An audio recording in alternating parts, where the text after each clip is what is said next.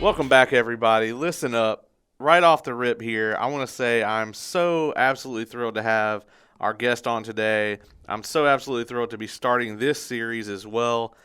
One of the inspirations for this podcast existing, one of the legendary superhero homies, Kevin, welcome to the studio, man. Ladies and gentlemen, boys and girls, what is up? I'm back. Caleb, dude, thank you so much for having me on, man. Hell yeah, man. Hell yeah, absolutely. I'm very excited now that I can brag that I have, the hat trick of podcasts. That's true. Yeah, now it's there. Yeah. Yeah. You started a podcast epidemic. Indeed.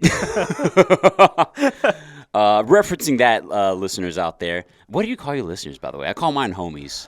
Oh, man. Yeah. Fucking nerds. I don't. I don't have. I guess just the listeners. Yeah, because we haven't.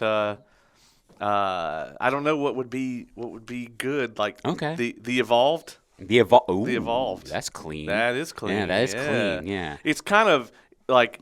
I guess it'd kind of be, you're kind of talking down to like everyone who doesn't listen to your show, like these are the evolved. Everybody else, those are the unevolved. Shit. Well, we on the Superhero Homies podcast, where we talk about superhero contents via comic books, movies, TV shows, all the good things. I mean, dude, we do the same damn thing. We call them Homie Supremes. You know, true. Yeah, that's true. Homie Superiors. As a Homie Supreme, I mean, yeah, exactly. I understand. It is an elite.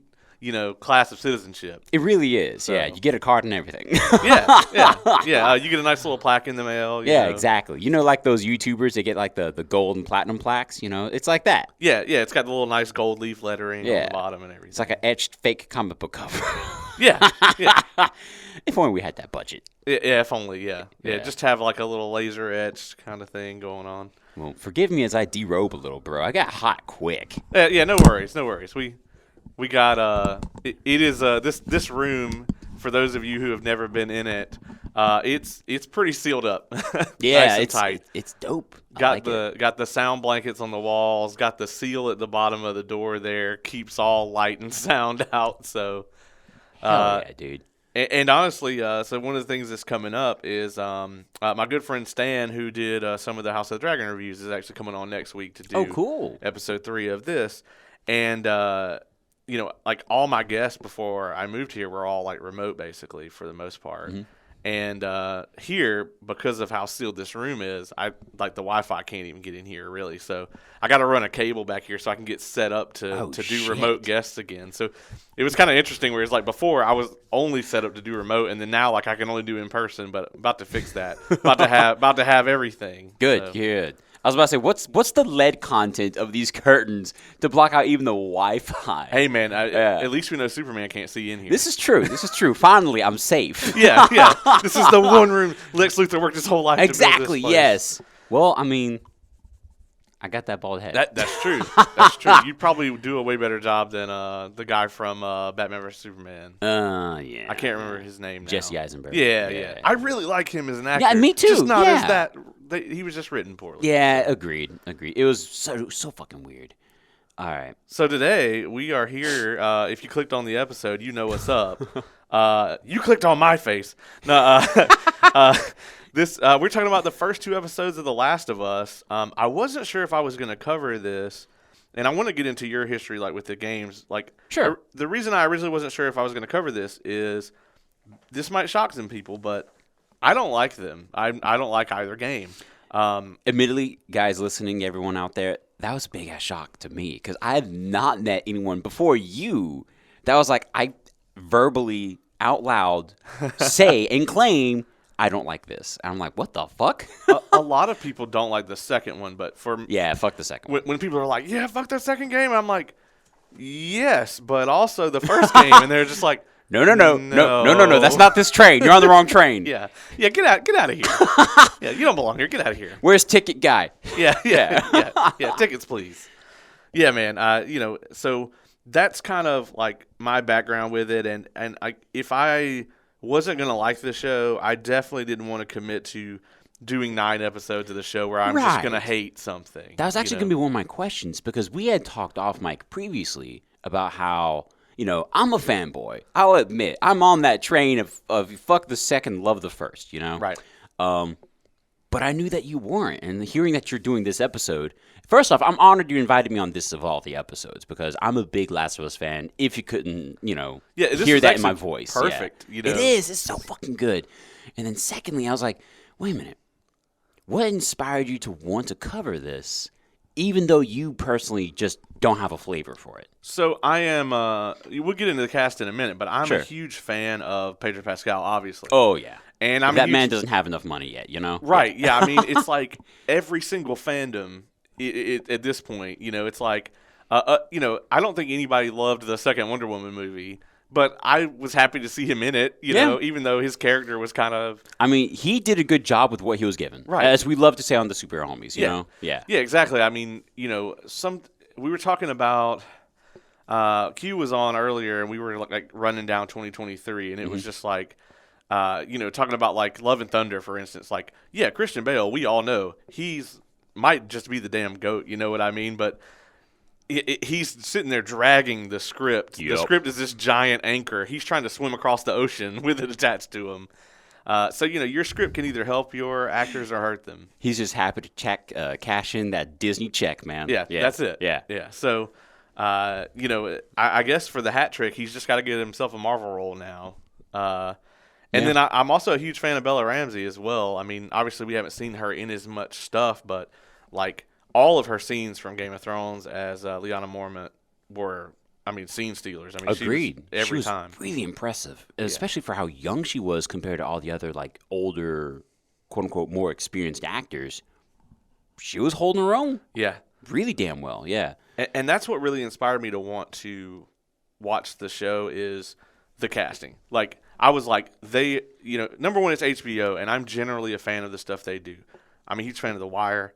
I'm a huge fan of Game of Thrones, obviously the first 6 or so seasons, or so. Amen. Love what they do with House of the Dragon. Euphoria is one of the best shows. I'm just a huge fan of what HBO does. So when I saw that they were not fucking around about the casting, I was like, okay.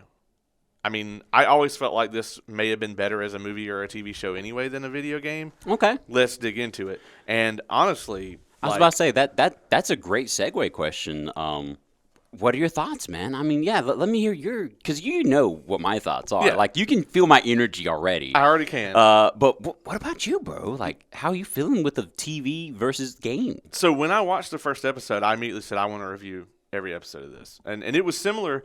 Honestly, to House of the Dragon, because we did every episode of that. But it's like, if you're going to commit to, I'm going to do every episode of this, like, weekly, you're saying, there's the next 9 weeks of my show. Yeah. And I'm going to just hammer these out. And it's like, you don't want to hate watch something for that amount of time. So when I watched the first episode, I was like, this is really well done.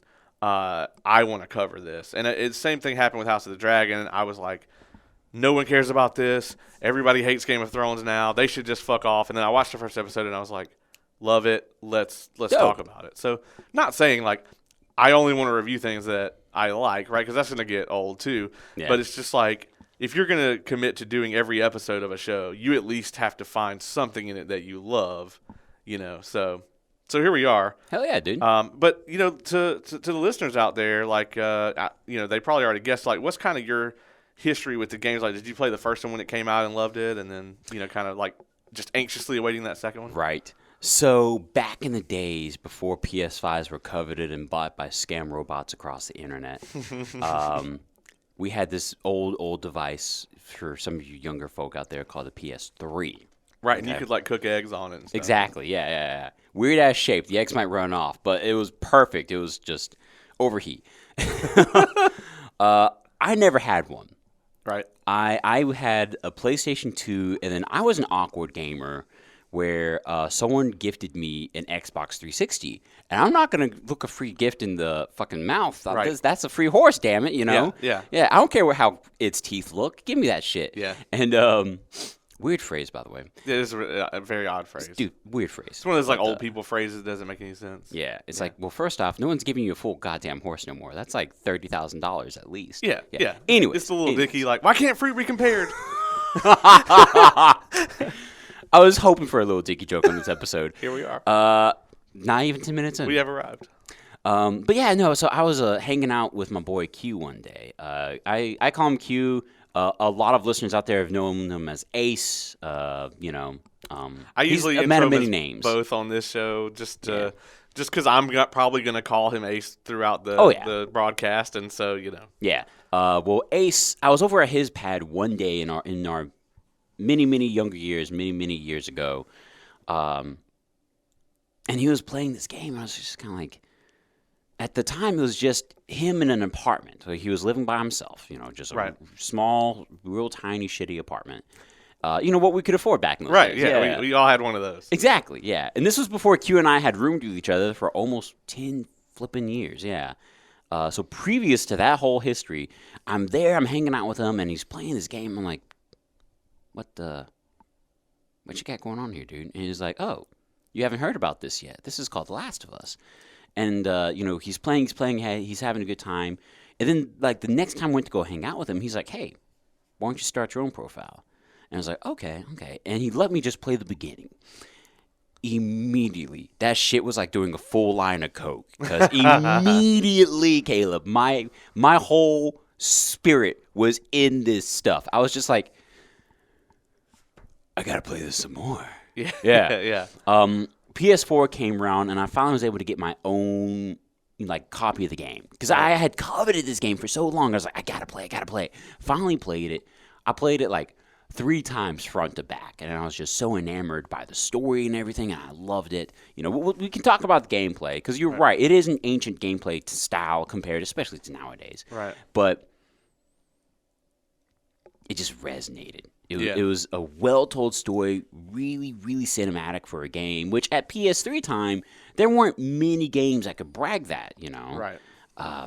And so that just roped me immediately, There was that weird era in gaming, and I think it definitely started around maybe the original Xbox and PS2, and it probably didn't come out of that until maybe like the PS4 and the Xbox One. It's like there was that weird kind of time where we went from like the PlayStation 1 graphics or like the Dreamcast graphics, like Dreamcast. I don't know if you ever had one of those, but they did such a great job with Resident Evil Code Veronica. Like they really kind of did the narrative thing, but like then I feel like that next like graphical leap where they were trying to go more cinematic with it, I think gaming for like 5-6 years just like really struggled with that. You know?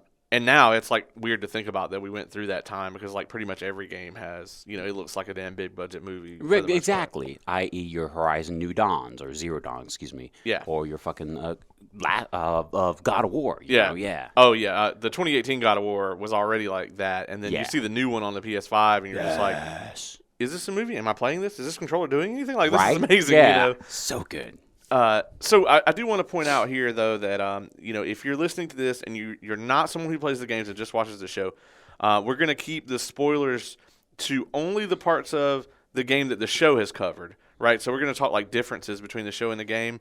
But we're not going to talk about, like, anything beyond where the show has gotten to until the end. So we'll let everybody know, like, hey, game spoilers are coming. So if you're listening to this and you only are watching the show, don't be like, hey, these damn video game nerds about to spoil this whole thing for me. So So you can stick around. You're safe. And thank you too for staking that flag real quick, because I was actually about to verbally ask you, okay, is this the part I need to keep a lid tight? Yeah. Okay. Yeah. So I'll put that. I finally got an adulting point recently. Just a quick sidebar. Got someone gifted me some Pyrex. Yeah. Yeah, and I was like, oh fuck, I got some motherfucking Pyrex up in here. Oh man, now I got like a full on 2 adulting points for that shit. Yeah. I got my first like Pyrex like bowl last year. I had to make like an industrial amount of banana pudding for something.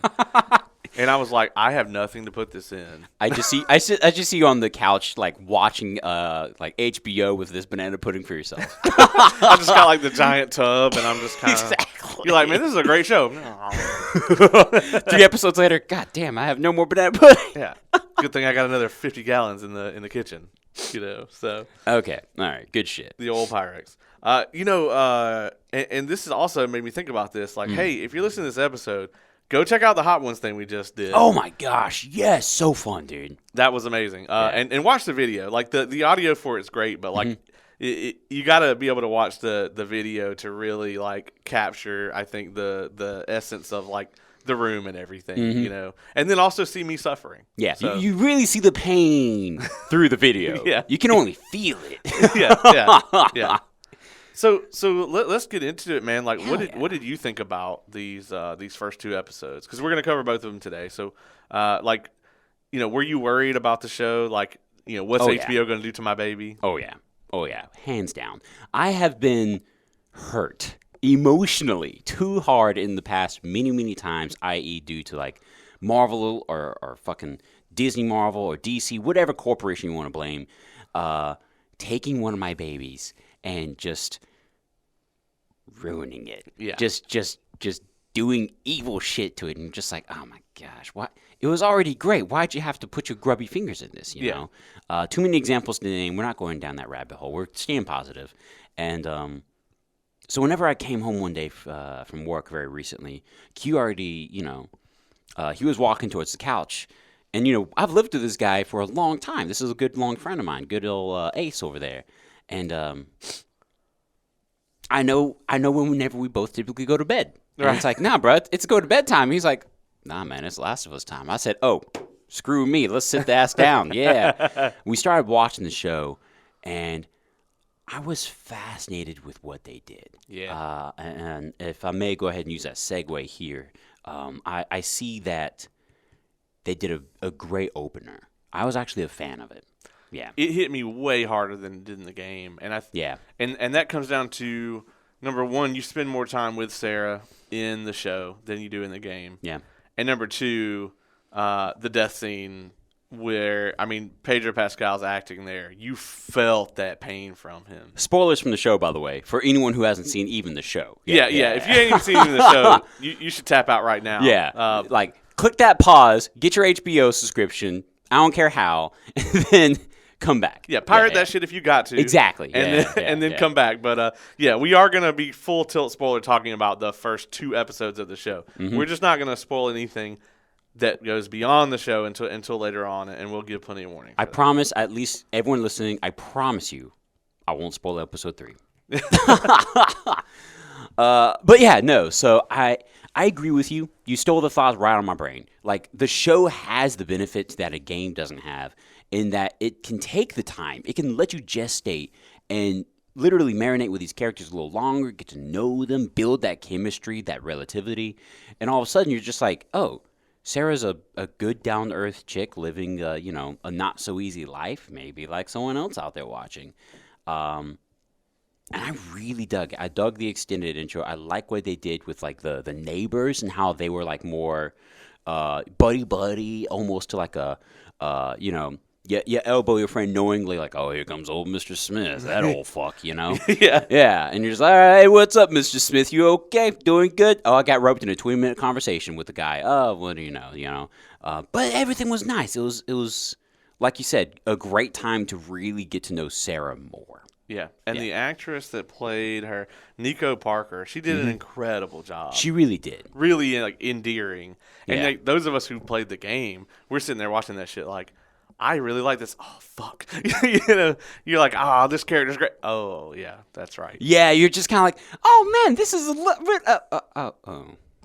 Yeah. And, I mean, one of the things that I always admired about the game, too, is, like, just that's such a bold choice to introduce, like, a character like Sarah and then kill them off at the very beginning.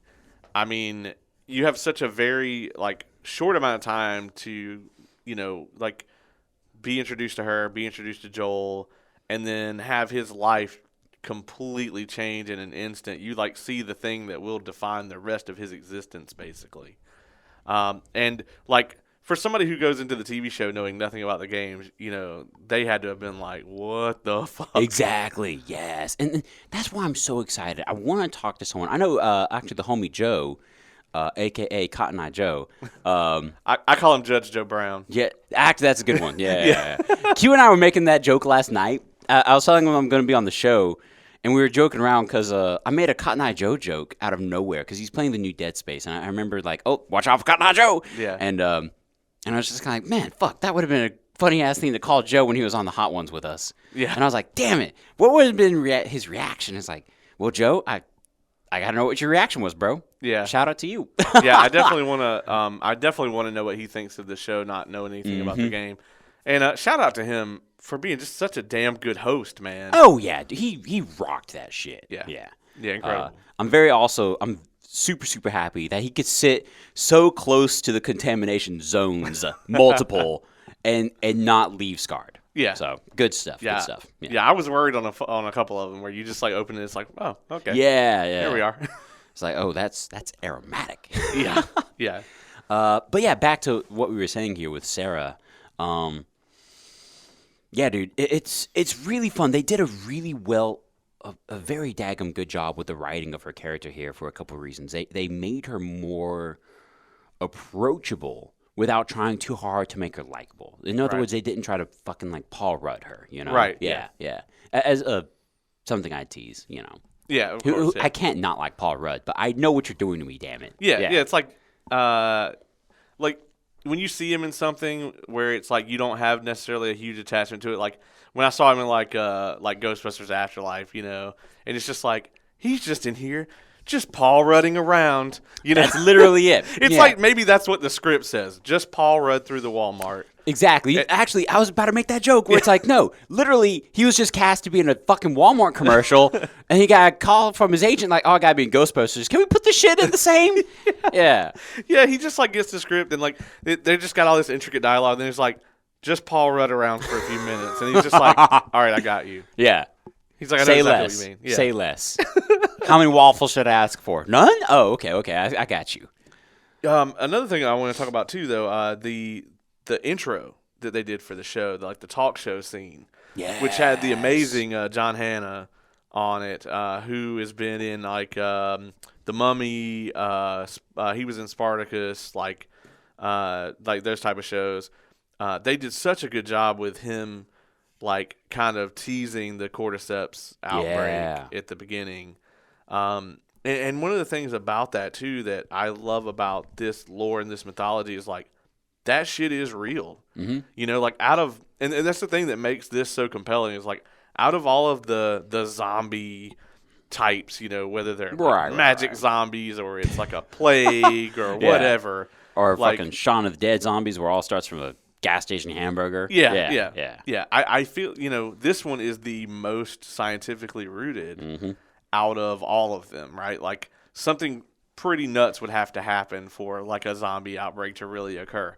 But like the cordyceps deal, like, I mean, that's straight up. Like, that's evolution. Yeah, if they ever evolved to be able to live inside of humans, something like this could very well occur. Yeah, so, easy. And that's what makes it, number one, super terrifying, but also so interesting that like this is a real like grounded thing.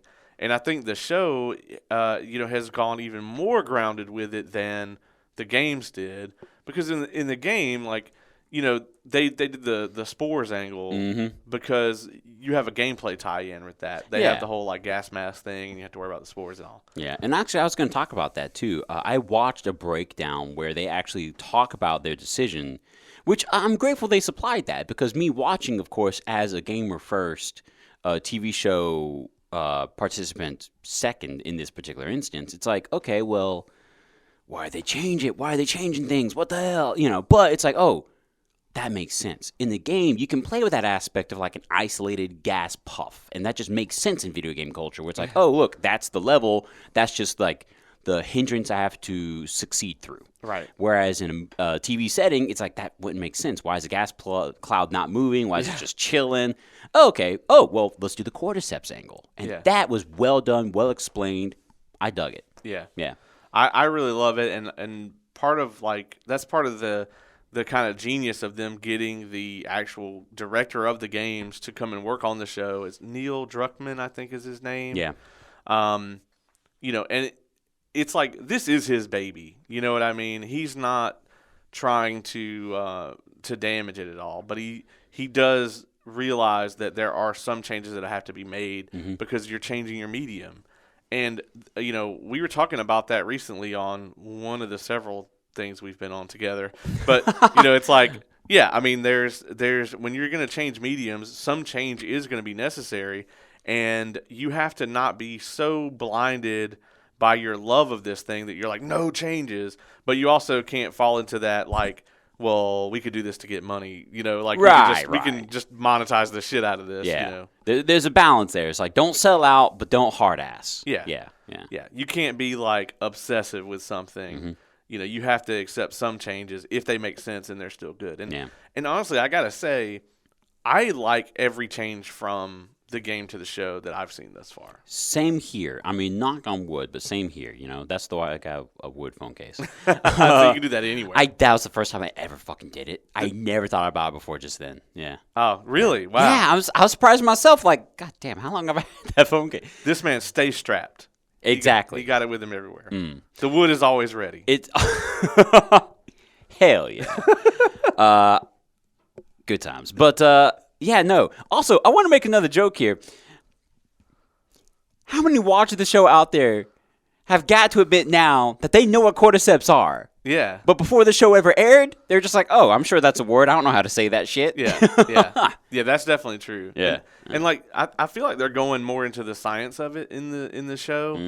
And since we're here talking about, like, this is something that flew completely over my head in the first episode until I saw like a breakdown online of it. Is like our main cast here.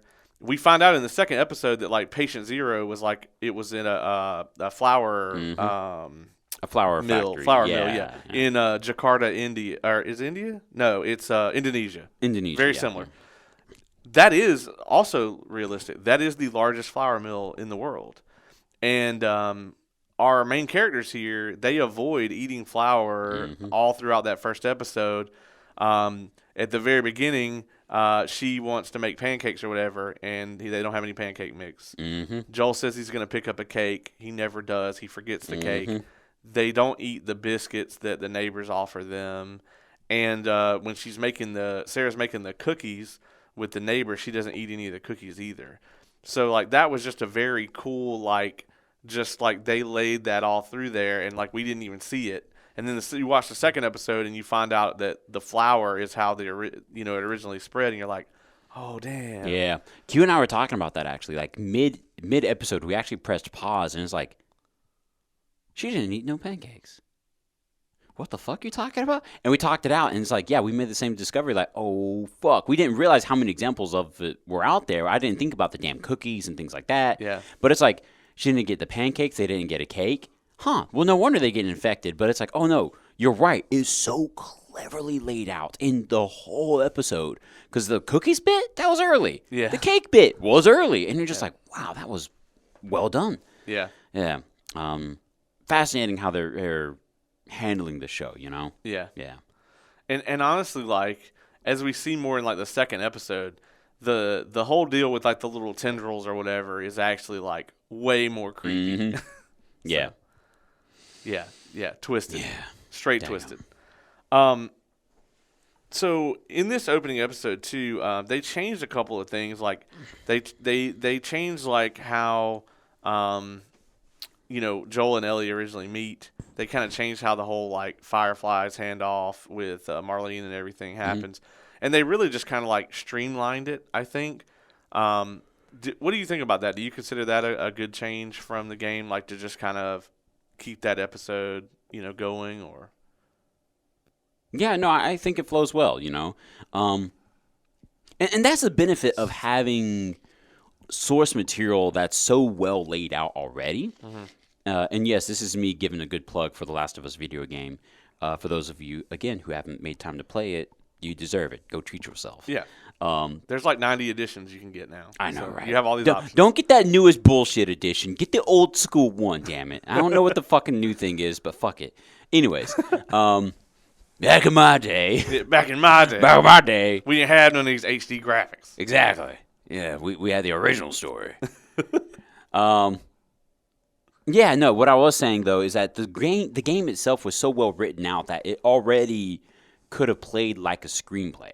And so literally just transposing that and then doing whatever you got to do to it, i.e. adding more detail, giving a little bit more exposition here, and like you said, making the appropriate changes for the sake of on-screen appearance for your medium.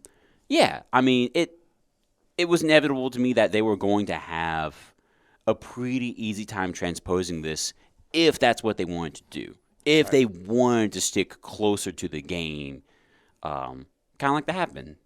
Right, yeah. Yeah, I thought that the first episode, it was long. It was like an hour 20, I think. Yeah. But I thought that in the 90s, that was a movie. Yeah. Right, yeah. I think they did a great job with setting it up, though. Like, amen, dude. Just, because I tried to watch it like, okay, if I try to think about it like, okay, I'm someone who's never played the game. Mm-hmm. This first episode was just a wonderful kickoff point because they leave you find out that Ellie is infected at the very end. Mm-hmm. And it's all tense and it's like, we gotta fucking go. And then they leave and you're left on not what I would call a cliffhanger, but like, and this is something where that I always I harp on this. This is like the homie commandments for me. Like, okay. In any form of entertainment, you want to leave them wanting more. And this episode just encapsulated that, right? Oh, yeah. It was just such a perfect example because you're just like, I want to live. I don't want to live in this world, but I want to see more of this world. I want to experience more of this. I want to be pulled into this. Hell yeah. And I thought that was a great way to end it. And Agreed. Yeah. And having played the video game, I was like, is the next episode just going to be them avoiding Fedra people and fighting them and shit? That would have been the easy way out. Yeah. Because they did a good job with that ravine or whatever that, from the game where it's like, you just, they throw you into that shit very early in the game and you got to fight through that nonsense. And it takes a while. Like, I died in that shit a bunch of times. I played the game so many times, I had it memorized, like, okay, go hide behind the couch here, grab this bottle. Wait for the dickhead. Crack a bottle. Run. 2x4. Yeah. Good. But my nerdiness notwithstanding, earlier you said that it wasn't quite a cliffhanger. You're right. It was like a good use, and this is something that a lot of people out there can learn about. This was a good use of a twist. Yeah. And it was so fucking well done. I agreed with you. Yes, because it's like, everyone watching was already becoming more and more invested. They're becoming invested. Tragedy happens. You feel for Joel. You reconcile with him. You see him doing what a survivor does, just getting through the day. Right. And at the very last moment, what the fuck? Credits. Yeah. Done. Yeah. So good. And the idea of and this is also to their credit too, the idea of the kind of gruff, older male protagonist having to escort this younger character that has some special whatever, that is definitely tropey at this point in time. So it is. For you to be able to pull that off and not make it feel that way, that is an accomplishment right now. Mm-hmm. Because number one, obviously, in the cultural zeitgeist, Pedro Pascal is already doing this with another character. Yeah. With Grogu, and then we have The Witcher, which is huge right now, and that's the same kind of concept. Yeah, I mean Logan arguably ripped it off from The Last of Us originally, and here we are now, going back around the pattern. Yeah. I mean, to be fair, the original X-Men, they kind of did that with Wolverine and Rogue, in that movie. Yeah. So, oh shit, it's an age-old trope that goes way back. I mean, so, and it's we talk about tropes a lot, and it's just there's that phrase everything under the sun, there's nothing new under the sun, basically, and in entertainment, pretty much everything has been done. You have to find a tasteful way to put a spin on it, or you either got to put a really good spin on it, or you have to present it in such a good way that people don't go, oh, I've seen this before. And I think that this show, based on the first episode, is doing both of those things. Wonder if the producers of Velma are listening right now. Oh God. Oh my gosh. You know, what's funny about that show, or rather, bro, I've only seen 1 minute. Yeah, dude, it's atrocious. It's yeah. You say it? Did you see that it passed Dragon Ball Evolution as it's the lowest rated thing on IMDb? So that was a good run, Dragon Ball Evolution. You had a real good run. What's funny is that show is written by Mindy Kaling from The Office. Yeah, she's good. I like love her. Yeah. She's actually got a show on HBO right now, and the show. This is a terrible thing to name it. They named the show "The Sex Lives of College Girls." That's what it's named. And you watch that thinking that it's going to be like a softcore porn or something. I was about to say sounds like it, but it's actually not. Okay. It's actually like community-esque in a way. Really? Okay, kind of like a drama, more or less. Yeah. Okay. Yeah. Okay. And it at times it actually kind of devolves into like a rom-com thing. Of course. And it's funny because like I typically hate stuff like that, but I got so engrossed in the show. I was watching one episode of it and I was like, fuck, did I just trick myself into watching a fucking rom-com? And I was like, I did. Next episode. Yep. There you go. But yeah, the writing on that show, tremendous. She's the head writer. Yeah. And I loved her work on The Office and stuff. But, I mean, they can't all be hits. No, exactly. Not everybody's a Brandon Sanderson. You can't just, everything can't be perfect. I'm sorry. Right. Actually, to speak on that Mindy's particular behalf again, dude, there was a movie that she helped write and co-star in. I don't remember it, but I remember I was on a flight, right? And, I had the inline free airplane movie that they were giving or whatever the fuck. And I was like, all right, cool. I was kind of like flipping through. Nothing really looked good. They didn't have anything I wanted. They didn't, they didn't have Logan, so I didn't know what else to fucking. But I saw this, and I was like, I don't know what the fuck this is. Yeah, fuck it. Let's watch it. And I remember like, oh, this is actually a really good movie. This was well done. And I see the credits, and sure enough, she helped write the bitch. And I was like, all right. Yeah. Well done, Mindy. Yeah, she's a good writer. She really is. But this is not a good hit. Velma is not it. And you'll watch it on a plane that you wouldn't normally watch. I mean, just case in point. It's just like it's like this is a captive audience. I'm here for like 4 hours or whatever. Exactly. Yeah. This is the closest you're gonna get to literally kidnapping. Yeah. I got you. Yeah. I paid to be here, but yes, I still don't have the option to leave. Exactly. I'm gonna stare at this tiny ass fucking 3x4 screen in front of me. I'm gonna go. Yeah. Yeah. But yeah, Velma, real bad. Yeah, no. So bad. Yeah.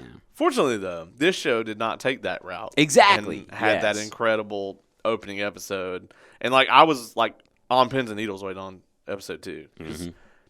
I was still worried going into episode 2 because it's like, okay, they really nailed the shit out of the intro here. It's like, but they still could fuck it up. They could. It actually caught me a surprise, though. Like, whenever we started watching episode 2, I was thrown through a loop through the first 10 minutes, and we obviously know why, We got it written right there. Yeah. You mean the Jakarta flashback scene? Exactly. Yeah. Dude, I well done, though. When I was watching it, too, I was like, man, this ain't in the game. I was like, what are they doing here? And then I realized what they were actually showing us, and I was like, oh, this is good. Yes. Like, immediately, like, I'm sitting there like, and actually, I joked with Ace about that, dude. I was just kind of like, bro, we're going to go back to Jakarta? I need to know. I need to know what happened to the doctor, you know? So it's good. And in that short, like 7 to 10 minute intro, I'm now newly invested in a whole other side project, the origin, So good, dude. Yeah, I didn't jot her name down that plays Dr. Pertiwi. I'm probably butchering that, but man, this woman was an incredible actress. Yes, exactly. The way that she like reacted to like each stage of it, like first they showed her the cordyceps on the slide, then she saw it in the body, then she's talking to the general and he's like explaining what happened, and just the look. I mean, her reactions just sold it, like hands down, man. And I really loved like her at the end, like the guy's like, so what do we do? And she's just like, bomb the city. Yeah, like dude, the way she dropped that actually surprised the hell out of me. That was like, there's no mercy. There's no empathy. It's literally, we have to bomb the city. It's already too late.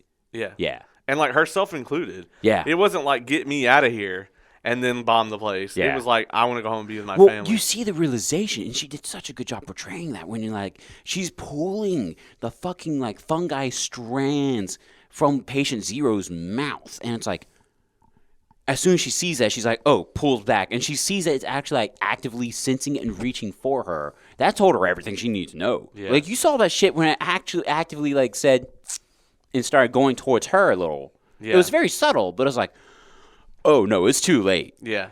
We're done. Yeah. Yeah, it's like, how many of these people are missing? Mm-hmm. Oh, like 14. Oh, yeah. Yeah, bomb. Bomb the place. Yep. And, you know, seeing this, like, you know, she's clearly like a lifelong scientist or whatever.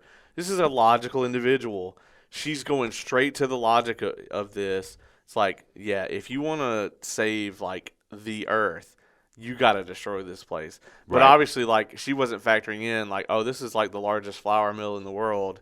Like, this shit's in the flour. Christine Hakim. That's her name. Nice. The actress who plays Dr. Pratiwi. Yeah, well, she did a fucking incredible job. She really did, dude. And yeah. I would love if we got, like, some more scenes in that. I would, too. Yeah, I want to see the chaos unfolding. I want to see this shit hit the fan and immediately go off the charts. Yeah. Yeah.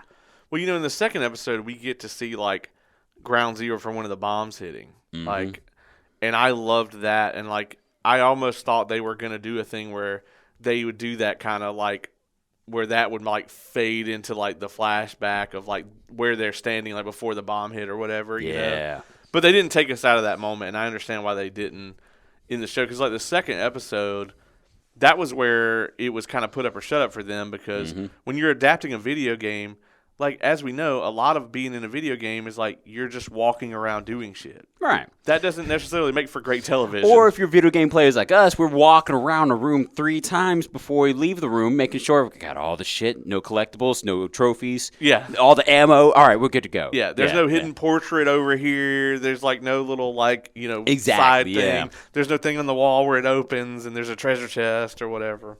Yeah, dude. There's no pots for me to break open. Yep. Yeah, exactly. Skyrim, there's no fucking random cheese wedges over in this vase. I need to make sure. All right, good. I need that mod now where, you know, Joel's, like, fighting some zombies and he just casually takes a moment to eat, like, 400 cinnamon rolls. Exactly. Wait. 2 health points apiece. Yeah. Okay, now we can go. The cordyceps zombies are just like, what the fuck? Can I have a Cinnabon? Yeah. Exactly, yeah. Yeah, there you go. Haven't eaten all day, damn it, actually. So the scene that everybody, like, you know, we obviously got to talk about the scene that everybody, you know, it was all about in the second episode is the clicker. Yes. Dude, did terrifying. They not make that clicker look amazing? They really did. Dude, like, so good. Cinematic masterpiece, like that scene for like, sure. HBO One streaming service of the year for me, and it's January. Like, yeah. Some shit's got to come out to take that away. But right now, that was amazing, dude. Well, you know, I think they might have done it for me last year too with House of the Dragon. Like, they did an amazing job with that, and they had to resurrect something that they themselves allowed to die on their own watch. So it's kind of like, you know, they're on a roll, and it's really up to them. I mean, I think going forward, I don't know what they have going on the rest of the year. I know we don't get any more House of the Dragon until next year, but. I mean, obviously, they're really thrilled with this. Like, the premiere was like the second most watched premiere in the history of the of HBO Max. So that's dope. Yeah, I'm happy for them because Game of Thrones didn't deserve what it got. Right, it really didn't. So I'm glad the House of the Dragon, because you're right, it resurrected a dying fandom. Yeah, a fandom that said, "Okay, never mind." They all put their fucking, you know, Jon Snow cosplays away. You know? Yeah. I mean, I've never seen a fandom die like that. You know, I've talked about this a lot, where it's like, you know, that's just a phenomenon because it's like okay, Star Wars, right? Like the sequels are pretty much universally hated, especially by, you know, most of the people that like those movies were like 7 when they came out, and that was their introduction to Star Wars, and they don't know anything else about it. And I feel like as those people grow up, they will also be like, no, these were trash. Whereas like it didn't hurt it hurt the Star Wars fandom, but it had no chance of killing it, right? Right. There were still people flying, around the planet to go to Star Wars Celebration and shit. Like there was no shortage of that. Like Star Wars didn't even bleed. Yeah, I mean, like some of the Hobbit movies are garbage. The Lord of the Rings fandom's not going anywhere. Rings of Power is fucking trash. The Lord of the Rings fandom isn't going anywhere. I'm sorry to hear about that. Damn. Oh yeah, it's bad. That's why we probably haven't. That's probably why we haven't covered it yet. It's. You don't have that much negativity in you. If I'd have done it while I was watching it, when I was a little more enthused, it would have been one thing. But now, like, the longer I sit with it, the worse it is. It's like I only remember the bad now. I mean, it's like that's the oldest fandom. It's not going anywhere. Yeah. Technically, Sherlock Holmes is the oldest fandom. But people like to credit the Tolkien fans with it. So they can have it, whatever. I don't care. But yeah, I mean, like the Game of Thrones fandom basically died, man. Yeah. Like they fucked it up so bad that, I mean, you didn't see the merch being sold. You didn't see people, doing the cosplays very often. And it's just like, it took over the culture for a long time. I mean, it was like one of the biggest TV shows, if not the biggest TV show. And then it was just like, it just had this huge, massive spike, and then it just died. The Davids really shit the bed on that one, dude. Yeah. Yeah, they really did. I mean, I don't care how close you are to a Star Wars deal. If you're only getting that deal because of your popularity and your clout with this current project, current being the underlying word there, you don't fuck that up. Yeah. You let it finish. You ride it out with the same effort you started, and then you go on your Disney train. Because remember, they didn't get the Disney shit. Yeah. Disney said, on second thought, you know what? This wasn't a contract. We're going to terminate this. Everybody was like on Dan and Dave's like dicks to get them to, hey, like, come make some stuff for us. You're making all this successful stuff. And we should have seen it coming because David Benioff was one of the writers on X-Men Origins Wolverine. So, oh yeah, I forgot about that. Yeah, and the beginning of that movie is really good, and like we should have seen it coming, but we were just like, nah, he was young then. It's fine. Yeah, he's learned from this mistake. This was his mistake. Oh wait, never mind. This was his mistake. That patterns, man. Yeah. These guys are the Falcons in the fourth quarter, like straight up. They just can't. They can't get the shit done at the end of the day. So damn. Yeah, I mean it's bad. So like you look at it and HBO's like, all right, we're gonna drag this corpse out of the damn cellar, right? And they brought that shit back to life. Yeah. And this wasn't no low level resurrection spell, man. This they like really like they hit it off, right? Greater restoration shit over here. Yeah. They had it took diamonds for this. Get the curse off this corpse, and then here's a couple diamonds. Yeah. No, we're not about to go play D&D. What are you guys up to? We are. Yeah, I was gonna say this is D&D day for us. Damn it. Hell yeah. We're on about it. So. Second episode, the clicker thing was great. Amazing scene. So good. I also love that they revealed like the connectivity between the infected. And that's not something that's really touched on in the game at all. No, it's not. And that was actually a really well played out, really leaning into the science of it type aspect, because in the game, it makes sense. You make too much noise, the rest are going to come. That's cool. That's fair. In this particular case, these things have evolved or devolved, however you want to explain it, with fucking shrooms coming out of their heads. Their ear holes aren't going to work no more. Right. How are you going to work that? But immediately, the show did such a beautiful job with, again, using the science to just kind of like sell the whole point of like, no. Like, this is actual factual truth. If these cells at this end of a forest communicate to these cells 100 miles away through the other end of the forest, guess what? That organism is still there talking to it, and it's instantaneous. Right. Yeah. It's scary how true that is. Yeah. Yeah. And that's just fucking cordyceps and fungi for you. Yeah. Yeah.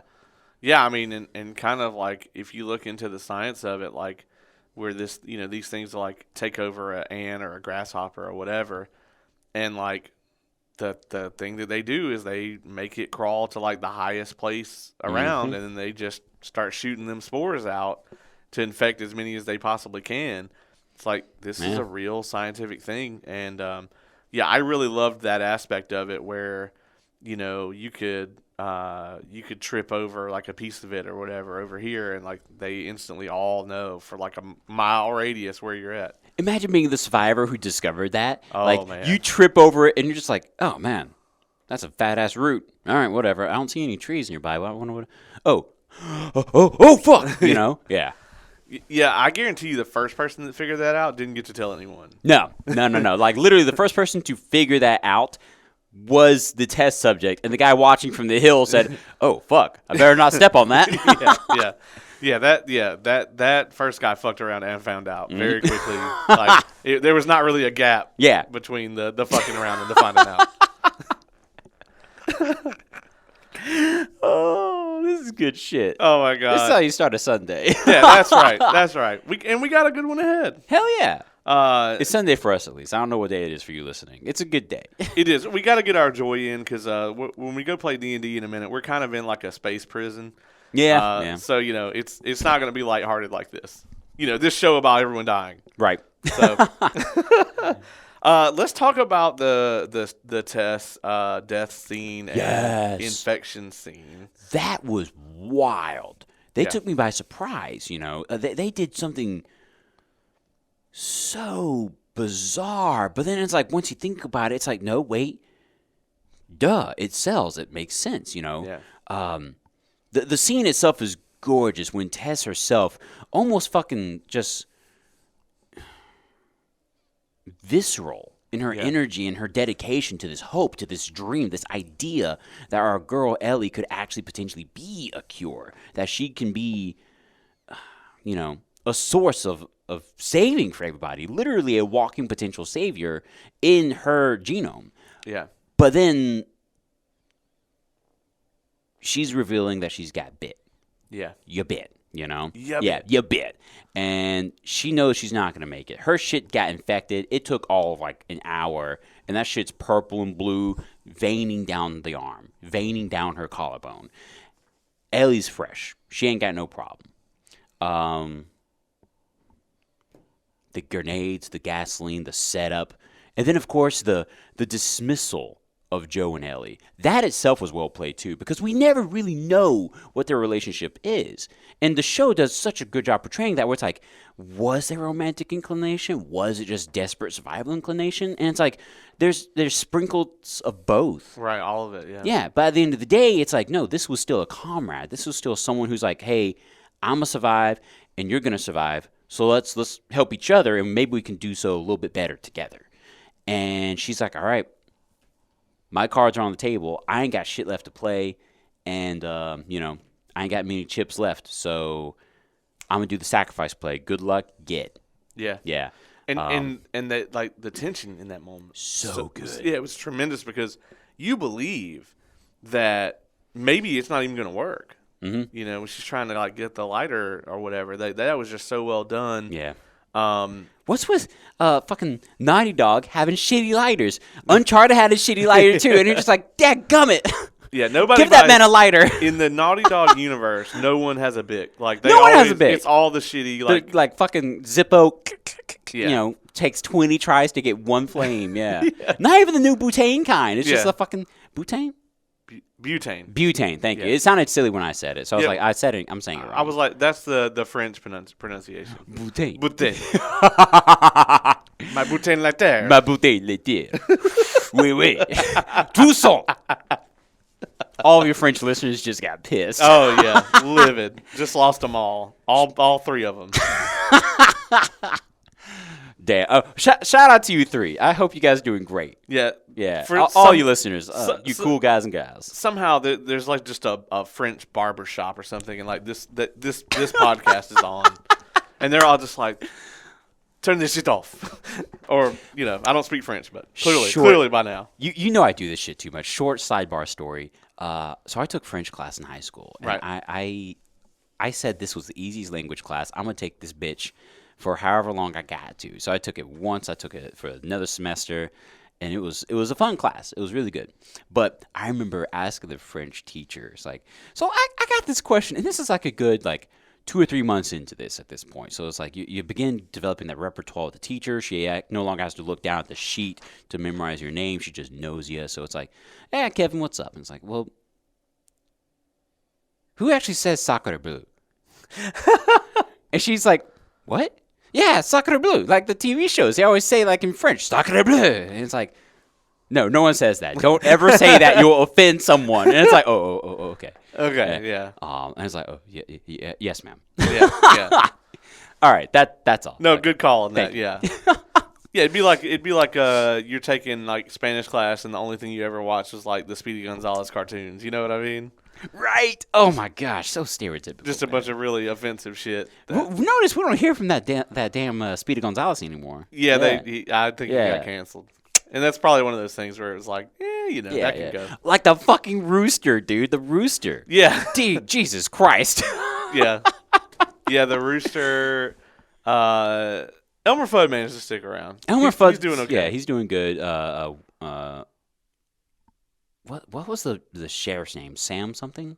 Oh, yeah. Damn. Yosemite Sam. Yosemite Sam. Yeah. He stuck around. He's doing okay. Yeah, he's doing good. Damn. Yeah, good old times. Good times, man. Good times. Shout out to Warner Brothers. Oh, yeah. Again, here we are. Fucking back on HBO. Damn. Yeah, that's true. You think this was a paid episode? Yeah, that's right. Not a sponsor. Not a sponsor. Not a sponsor. So one last thing I want to touch on before we go into like full tilt spoilers for the game stuff. Like, we got to talk about the creepy ass kiss. We have to. I was hoping to touch on that. Not a pun. That shit was crazy. It was because I'm watching it unfold. And I'm just kind of like, this is. So first off, the scene was already different in that. Wait, never mind. I'm sorry. Nope. I almost broke our rule, so I'm gonna do this instead. Well, if it's not gonna cover anything beyond the episode, it's fine. If it's just a difference from the game. Okay. Yeah. Okay. Good to know. In that case, I will say what I was originally gonna say. In that case, no. In the game, up to this point, it's the military force, right. The policing agency that comes and storms into this place and like tries to take out our girl Tess in the Capitol building. But they change it out with cordyceps on the ground that get activated accidentally, and it wakes up the buttfuck ton that were just outside on the fucking highway pass, whatever it was, and all those zombies are infected, from early in the episode finally get waken up, they get brought in, and so that's the opposing force instead. And it was so weird watching that kiss unfold because I'm just like, why the hell is this nightmare scene happening? Yeah. And then you realize, oh, yeah, that's right. The fun guy coming out of the mouth. Yep. Yeah. It was visceral. They knew what they were doing, choosing it to be a kiss instead. Yeah. And I was just like, this is making me uneasy. Yeah. Jesus Christ. Yeah. It was so horrifying. Yeah. And just like her, like, her acting there. Anna Torv is the actress. Incredible. Like, just that whole scene. We only got 2 episodes with her. Yeah. But she damn nailed it. And we could really get did. some flashbacks or something maybe with her and Joel, maybe. Yeah. I won't put it past the show. Yeah. Yeah, they seem very willing to explore the game a little bit. So, yeah. Yeah, I loved it, man. Like, so, like, out of 10, like, what would you give these first 2 episodes? Oh, dude, like, fucking, my brain first went to a 9 out of 10 for the collective 2 episodes. And I'm saying that thinking, okay, it's a 9 out of 10, so what's imperfect about it? And admittedly, I can't think of anything out the gate that's, like, unexplainable or not taken care of already for us as the audience, or something that can be taken care of later in the show, Yeah, I don't know. So maybe I got to bump that score up to like a 9.3, 9.4 or something, dude, because it's nearly perfect. It is so well done. If I had to argue anything, I wanted to see more fucking Tommy. Tommy was a dope brother at the beginning, dude. So yes. I mean, Gabriel Luna, who plays him, incredible. That's my fucking Ghost Rider. Like, he's amazing. Agents of S.H.I.E.L.D. Season 4, they bring him in as Ghost Rider. Yeah. Fucking killed it. So when they put him in this, I was just like, that's my goddamn Ghost Rider. Nothing against you, Nicolas Cage. I almost wore the Ghost Rider hat today. I should have pulled it out. Hey, yeah. Yeah, man, like the way that they like did like his transformation in the show was cooler than all the fucking movies. Because like when he turns into him, like his literal like flesh just like burns off. It's fucking incredible, like the way that they. did it. I got really nervous. I was like, wait. Turns into what? No, he doesn't get infected. Yeah. When he turns into Ghost Rider in the show. No, not in this show. He doesn't become Ghost Rider. That would be a fucking twist. That would be a twist. Hot damn. It's like, I've been chilling while this infection breaks out, but let me right. Let me start handling shit. Dude, yeah, man. I love the show. I'm gotta give it like a high fucking 9.3, 9.4. What about you? Well, as a reviewer, it's like your brain was like, "Oh, this is great. Let me go to a 9," because it's just like you hesitate to give anything a 10, right? Because you really do, but it's just like, where's the problem? Like, why am I denouncing these points? Yeah, but it's like well, how about you? What's your score? Honestly, man, if I had to rank them separately, I would give the first episode a 10. I got no problem doing it. Like, I just think it's okay. I think it's a fucking. When you give something a 10, you're not just saying it's perfect. But I think what you are saying is that it's best in class for what it is. And when I think about this, it's a serialized TV show on a premium network. As a first episode of a show, can I think of something that did a better job? And I think the answer is no. Oh, in that case, if I'm allowed to separate my scores, fuck it. The episode 1's a full-on 10, dude. Yeah, I'll give it a 10, no problem. Yeah. Second one, I'm with you. I'm kind of like in the 9 to 9.5 range. Like, there were the stellar moments in that episode are scene stealers, right? There's a little bit in there where I could see, like they spend a while walking around the house or whatever, just minor stuff where it's just like, okay, this wasn't the best thing, whatever.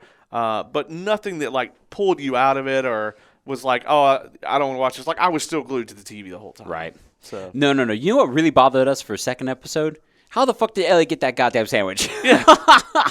Who made that bread? Yeah. Yeah, right? And yeah, nobody's got that shit. No, I guess no the one's got that Firefly's shit. got like an underground network. Although ironically enough, just to be my own devil's advocate, to go back onto the fandom train for the show, that's further symbolism that Ellie's totally fine. Right. Yeah, because she's the only character we see eat bread and not transform. Yeah, I just thought about that. Yeah. I was like, do none of them eat any flour at all now? Not unless they... I don't know. I was talking to Q about that, too. It's like, can you germinate or fucking, like, bleach, purify flour or anything? Because, we got bleach-enriched flour, but it's like, can you use it enough without the technologies that we have on a daily basis and do that with flour now? Well, and it's not, there's a ton of questions. Like, is it just wheat? Like, would rice flour have this problem? Like, is this just a gluten thing? Like, damn it, the motherfucker said the gluten was going to get us. It did not make our dicks fly off, but dadgum did it get us. Well, we don't know. It might make your dick fly off. We haven't seen anyone's attached dick in the show. Not that we're asking to. Yeah, we're not asking to. I'm okay with that being unanswered. I'm a man of science, Kevin. I'm just saying we don't have the evidence that anyone's dick hasn't fallen off. You see some normie, some bandit eat a slice of bread later down the road. It's like, where'd you get that? Oh, I stole it from that little girl's backpack we just kidnapped, man. Yeah. It's like, are you going to be fine? Yeah, I'll be fine.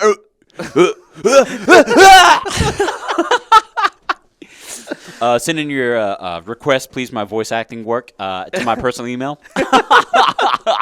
Oh, my God. There it is. Oh, so just to wrap up here, like, and this is where we're going into spoiler territory, folks. So if you haven't played the game, you only seen the first 2 episodes, thank you for joining us. We're going to do episode 3 this week. Come back and see us. But real quick, since I have someone who is so like into the games with me here, what do you think going forward, like Like, where do you think episode 3 is gonna go? Like, is there anything that you're like really excited for the show to depict? Very much so. I'm excited to depict the budding relationship between Ellie and Joel, and here's why.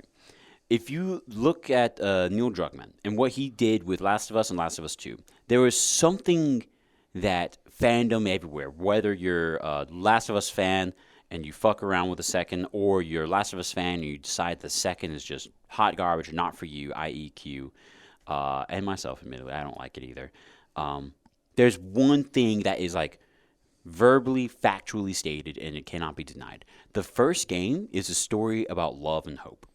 The second game is distinctly a story about hate. It has to be that. So what I'm expecting and what I'm hoping that the TV show correlates to and holds to very well is the development that at the end of the day, season 1, the show, however they're doing it, I don't know their plan. I don't work for them. I wish. But at the end of the day, it needs to be a story about love and hope. Right. Yeah. In dark times, in post-apocalyptic settings, no matter what darkness happens, the relationship between Joel and Ellie is the signifying vestige where they sell that concept. And these are the moments, now that they're isolated, now that there's no test buffer between them, it's just the two of them, just a raw relationship. Truth, no mask, no lying, just there. And of course, we'll talk about that whole concept in a minute, but this next part here is going to be them exploring like the neighborhood outside the state capitol. As far as I think, I don't know. Right. And I think honestly, it's going to be the beginning of like the little things that slowly melted the survivor's steel cold heart that Joel has had to develop over these 10 or so odd years since the outbreak, and begin connecting for the first time in maybe a long time with another heart-beating human being. Right. Yeah. And especially like a little girl given his past, you know. It's interesting, you talk about the kind of dissection of the two games, like what their themes are. Mm-hmm. Do you think the second game can work as a show? Because we're going to get it. I mean, they're going to do a season 2. I believe in our girl Bella Ramsey strongly enough that I think she can do the part. I just hope they do the story better, bro. Because unfortunately, the game itself, the writing does no favors for a couple of characters. Can I go ahead and get into the spoiler for the second game? Yeah. Okay. Because we're here. We're full tilt. Okay, good. Yeah. Full tilt time. Bands are off. The chains are broken. Yeah. Okay. Yeah, the last dab, damn it. Exactly. Give me that Apollo shit. We're that 2.5 million plus. Right. I actually kind of wanted some of that Apollo hot sauce the other day. I was making chicken. I was like, man, I could really go for something. We're going to a place where there's a bottle of it. That's true. I just bring raw chicken. I'm going to cook this while I'm here, please. Yeah. Go ahead and throw that oven up. Yeah. Let me go ahead and just. Yeah, I'm going to just bake these chicken wings and legs. You're good. Don't worry about it. Yeah. Anyways. So the second game, and again, Ace and I were talking about this recently because you think all the fuck we do is talk about nerdy shit. Well, guess what? That it is what we do. Yeah, we only record a little bit of it. Exactly. Yeah. Dude, the second game does such a shitty job of portraying Joel, and it dismays who and what he's become over this entire time as a survivor, and it makes simple, basic bitch mistakes that he wouldn't make. Right. And it creates a character that's like, no, this is unfair because you're... Why is he all of a sudden no longer as competent as he once was? I get it that he's a softer man, that he's a man who's been introduced to the concepts of hope and love, and now he's a positive human being. But that doesn't mean that he's a sorry-ass human being, too, right, who doesn't know better in these moments where he's like, okay, no, something's wrong. This is a setup. They got fucking golf clubs in that room. I don't want to take no 9-iron to the head, you know? Right. But here we are, you know? And then, honestly, if you were a guy character in that game, you were fucked from the beginning. Yeah. Yeah. I'll go ahead and stake that claim.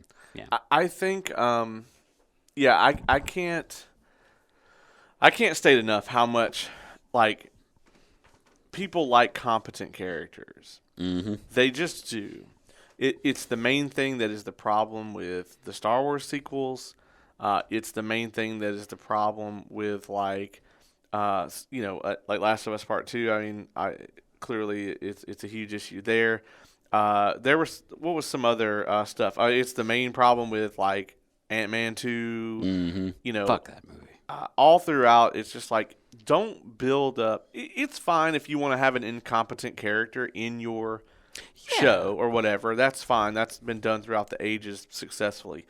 But the main characters, for the most part, need to be competent, and don't establish a character's competency to then later on devalue it or destroy it for your plot. Yeah, don't undermine your own stuff. Yeah. Yeah. And that's literally surrounding one of the homie commandments. It is. Exactly, yeah. That sacred text, ladies and gentlemen. So, I can totally see how they're going to have to do some real work for season 2 to make it. And I really hope that they pivot hard, because I don't think that if you adapt the second season to the second game as closely as the show has done it thus far, I think they are going to lose viewers hand over fist. Yeah. Another weird saying. Because you just go, that doesn't do anything. That doesn't really do much. You still have a fist. That's yeah.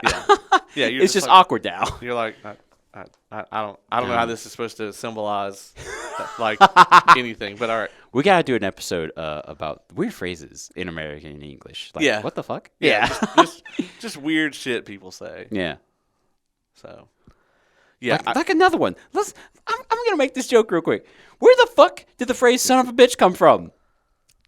Because bitch was a female dog. Yeah, that's true. So what does that mean? Maybe it was originally about a puppy, and then but people like puppies. Yeah. So when did it become like "you son of a bitch"? Yeah. Yeah, that's just a weird one. Okay, I'm not gonna derail on this. No. Yeah. Yeah. Yeah, we could go down this rabbit hole. I was about to say I'm fully prepared to, but don't let me scuba dive. Yeah. Another thing though to take us back to it, like they also in HBO it'll be 2 years before we get the second season. Exactly. So because I was just say they're gonna have to age Bella Ramsey up a bit, but I think it should be fine by then. Yeah. So and they're gonna have to get whoever the fuck plays what's Fuckface's name? Abby. Yes, thank you, Fuckface. That's her name. The internet's already trying to cast Abby, and I'm just like, they would have to pay me a lot of money. Like if I was this actress that they're trying to get, you know how much money they'd have to pay me to portray this character? Because you're gonna get Brie Larson. Like no one's gonna want you after that. Like even if you do a great job, people fucking hate this character. So exactly. That's actually a good verb. You're gonna get Brie Larson. Yeah. So, and that's the problem. It's like to get a female character to do that. Either A, you're gonna have to get a really good computer tech team in order to get someone who is A, an actress, and B, that fucking built. Yeah. A muscle mommy, as Ace put it yesterday. Shout out to you, Ace. Oh my. Yeah, I was just like, pretty sure I never heard that term. Pretty sure I could have gone on for the rest of my life. I was about to say, yeah, it's like, oh, sweet Jesus. It's like, I'm curious. I want to see, oh, wow. I got lost in imagination. What were we talking about? Yeah, they're going to probably have to get like somebody who's like a pro wrestler or MMA fighter or something like that. Yeah. Can't think of any famous ones that come to mind right now that we could get. Damn. Yeah, but I don't know, man. You're right. They got a couple years to really like look back on that ship and be like, okay, do we want to take this as is, or do we just want to salvage and make different? Yeah, I mean, because honestly, like the second you kill Pedro Pascal off, you're gonna lose a ton of people immediately. It'd be wild as fuck if they just like kept Joel alive in the second season. Like that'd be hilarious. Yeah. I feel like the fans of that game would like be turbo pissed, but I'm just like, they're in the minority. I mean, most people that are going to be watching the show, I mean, I think. You know what Q and I originally thought forever ago that Joel was going to be in the second game?